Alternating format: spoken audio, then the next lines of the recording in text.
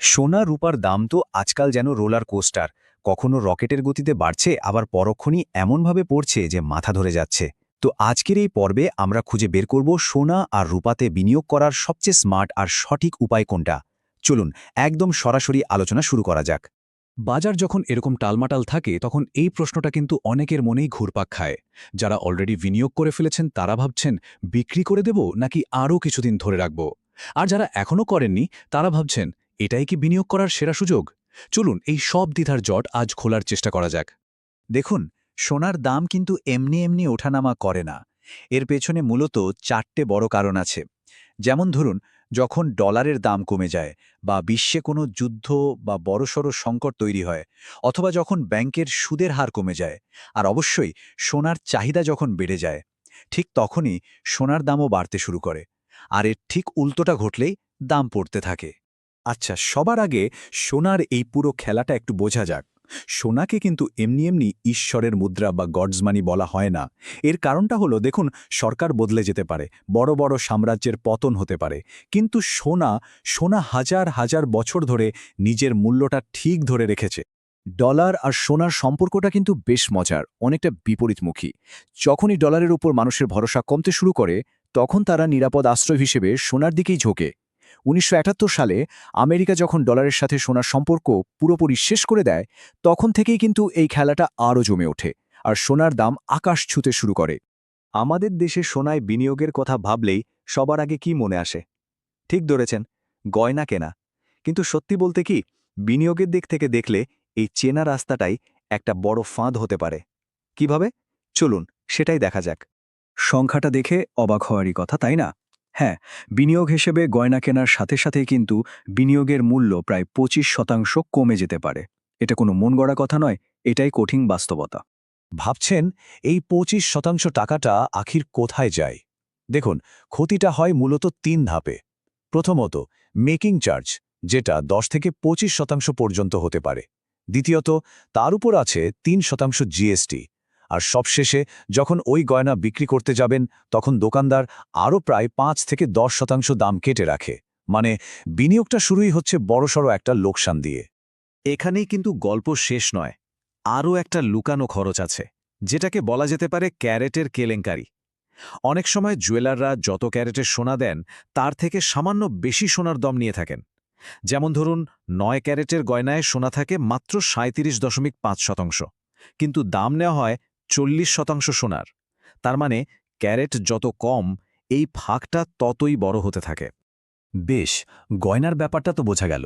তাহলে এখনকার জনপ্রিয় ডিজিটাল গোল্ড কেমন? আজকাল তো বিভিন্ন অ্যাপের মাধ্যমে মাত্র ৳১ সোনা কেনা যায়। দেখতে যতটা সহজ মনে হয়, এর ভেতরেও কিন্তু কিছু বড় সমস্যা লুকিয়ে আছে। ব্যাপারটা অনেকটা মরুভূমির মরীচিকার মতো। চলুন একটা ছোট্ট উদাহরণ দিয়ে ব্যাপারটা পরিষ্কার করা যাক। ধরা যাক, কোনো একটা অ্যাপে ৳১০০ বিনিয়োগ করে ডিজিটাল গোল্ড কেনা হলো। তাহলে তো মনে হবে যে ৳১০০ সোনায় জমা হলো, তাই না? কিন্তু বাস্তবতাটা একটু অন্যরকম। এবার দেখুন ম্যাজিকটা কোথায়।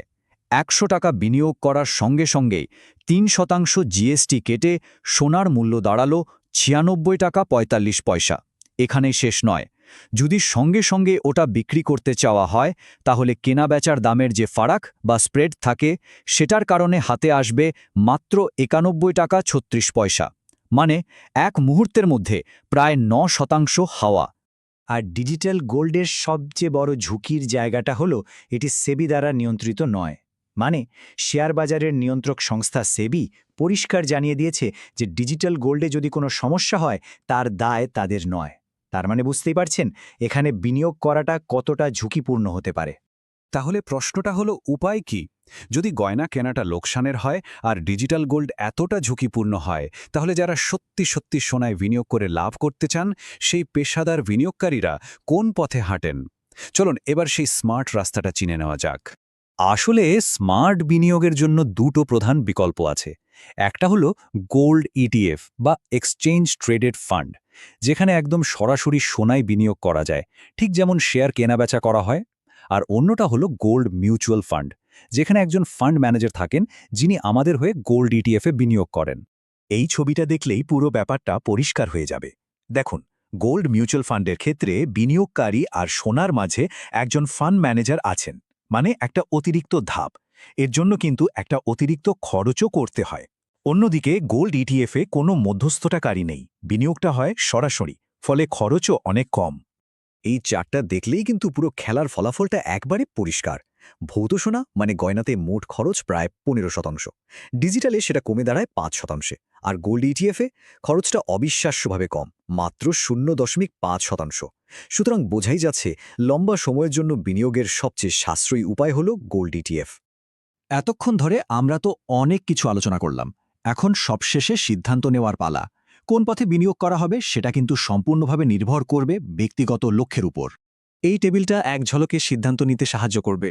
যদি উদ্দেশ্য হয় গয়না পরা বা কাউকে উপহার দেওয়া, তাহলে ভৌত সোনা কেনাই ভালো। যদি ছোট ছোট অঙ্কের টাকা জমানো বা সুবিধামতো কেনাকাটা করার কথা ভাবা হয়, তাহলে ডিজিটাল গোল্ড একটা বিকল্প হতে পারে, তবে ঝুঁকিটা মাথায় রাখতে হবে। কিন্তু যদি লক্ষ্যটা হয় খালিজ বিনিয়োগ, দীর্ঘমেয়াদী সম্পদ তৈরি করা এবং খরচ বাঁচানো, তাহলে গোল্ড ইটিএফের কোনো বিকল্প নেই। পুরো আলোচনাটা শোনার পর এখন শুধু একটাই প্রশ্ন: বিনিয়োগের আসল লক্ষ্যটা কি? শখ পূরণ করা নাকি সত্যিকার অর্থে সম্পদ বৃদ্ধি করা? এই উত্তরটা একবার খুঁজে পেলেই কিন্তু সোনায় বিনিয়োগের সঠিক রাস্তাটাও পরিষ্কার হয়ে যাবে।